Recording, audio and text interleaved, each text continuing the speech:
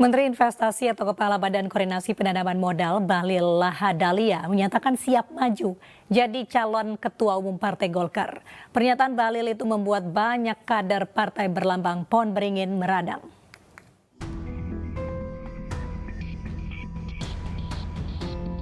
Dinamika politik di internal Partai Golkar sedang menghangat. Hal ini tak lepas dari adanya desakan musyawarah nasional luar biasa dari sejumlah tokoh senior partai untuk mengganti posisi Ketua Umum DPP Partai Golkar, Airlangga Hartarto.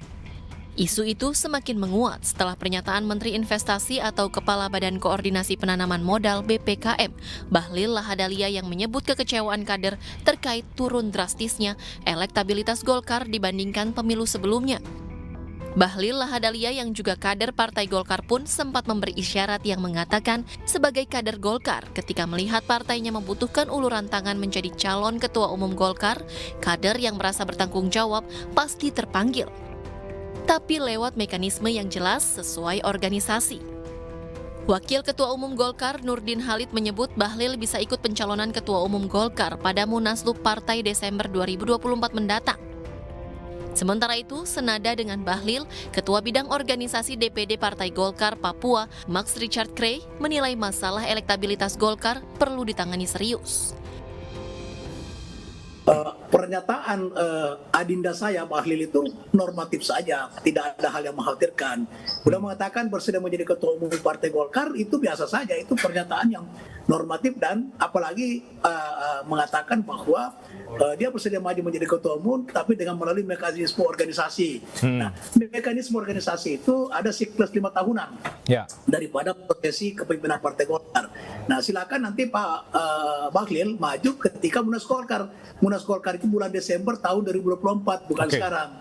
Itu yang sesuai dengan mekanisme organisasi. Terkecuali ada pelanggaran organisasi yang serius dilakukan oleh Ketua Umum atau oleh DPP, itu ada 2 syarat. Yang pertama adalah DPP sendiri yang meminta dilakukan munaslup. Yang kedua adalah 2/3 daripada 1. Sebagai kader, sebenarnya jujur-jujur saja, kader seluruh daerah, baik dari Sumatera sampai dengan Papua, hari ini baik DPD 1-nya, DPD 2-nya, mereka hanya takut ngomong aja bahwa kita Partai Golkar ini sampai dengan hari ini elektabilitas kita ya seperti yang disampaikan.